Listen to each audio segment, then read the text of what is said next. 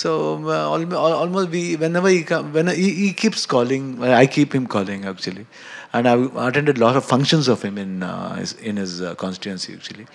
Very close family friend. So it's a pleasure to work with him anytime. Okay, sir, and also this film you are planning to release in Independence Day weekend. And in the same weekend we have NTR's War 2 actually. And also Coolie is there, Uppi sir is playing, I think he's playing a role. So it will be an interesting time to have. Very interesting sometimes, anyway, all the pictures should go well. That's the main criteria. And Rajini sir and Junior NTR sir, Hrithik Roshan, everybody, we're all in one industry. We're more like brothers. Might be, we'll see, because we announced before. We did not know that they were coming this date. Let's see what's going to happen, because our this one, what CG Works is taking a lot of time.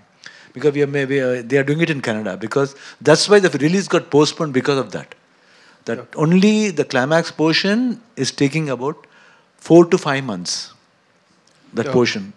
The interesting points are there where Arjun wants like that, and even the producer is also ready. He says that he wants exactly like that, what my director wants.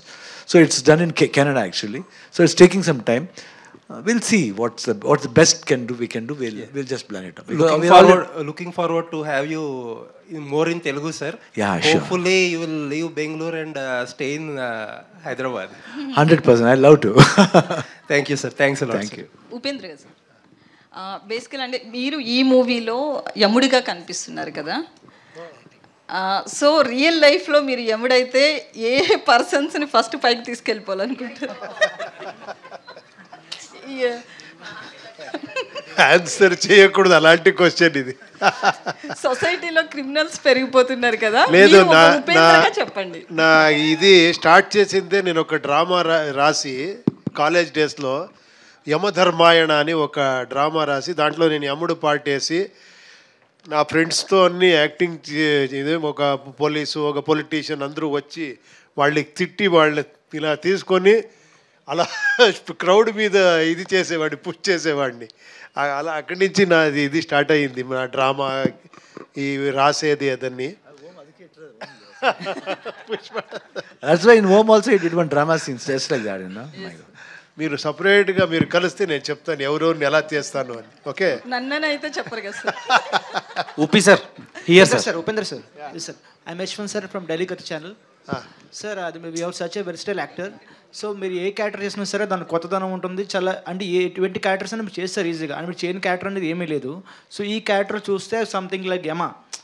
Last scene చూస్తే కొమ్ములు ఉన్నాయి, horns ఉన్నాయి కదా. So dog scene మీద చూస్తే రెండిట్లో, so dog అనేది Kalabhairava vehicle, so ఈ ఆపోజిట్లో మీరు యమ. సో అంటే మీరిద్దరు పోటీ పడి, సో రాజ్ బి శెట్టి గారు కొంచెం చేస్తున్నారా ట్రావెలింగ్ సినిమా అట్లాగా? స్టోరీనే చెప్తా ఉంటారు, బట్ ఇంతే కాదు, ఇంకేమేమో ఉంది చూడండి. సార్ ఇంకోటి, ఓం సినిమా అది రీక్రియేట్ చేశారు మీ ఇద్దరు సీన్ అది.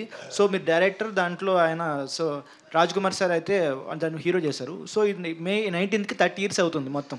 సో 30 yearsలో ఈ మూవీ రిలీజ్ అయ్యి 650 times రిలీజ్ చేశారు. ఆల్ ఓవర్ ఇండియాలో రికార్డ్ ఇది. సో ఆ మూవీని, ఆ సీన్ మళ్ళీ ఈ సినిమాలో రీక్రియేట్ చేయడానికి మీ డైరెక్టర్ కాలా మీద? లేదు, దానికి ఒక ఇన్నర్ మీనింగ్ ఉంది.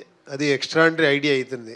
ఓన్లీ ఓమ్ అంటే ఓన్లీ ఆ క్రేజ్ దీన్ని యూజ్ చేసుకునే డైలాగ్ కాదు, దానికి వెనకాతలో ఒక ఎక్స్ట్రాండరీ మీనింగ్ ఉంది. అది మీరు ఫిల్మ్ చూస్తే తెలుస్తుంది ఎందుకు డైరెక్టర్ హీరో అని ఆ మ్యాటర్ వస్తుంది అని. అంటే ఓమ్ 2 కూడా ఎక్స్పెక్ట్ చేయొచ్చా ఫ్యూచర్లో ఫ్యాన్స్ కోసం? చూస్తాము.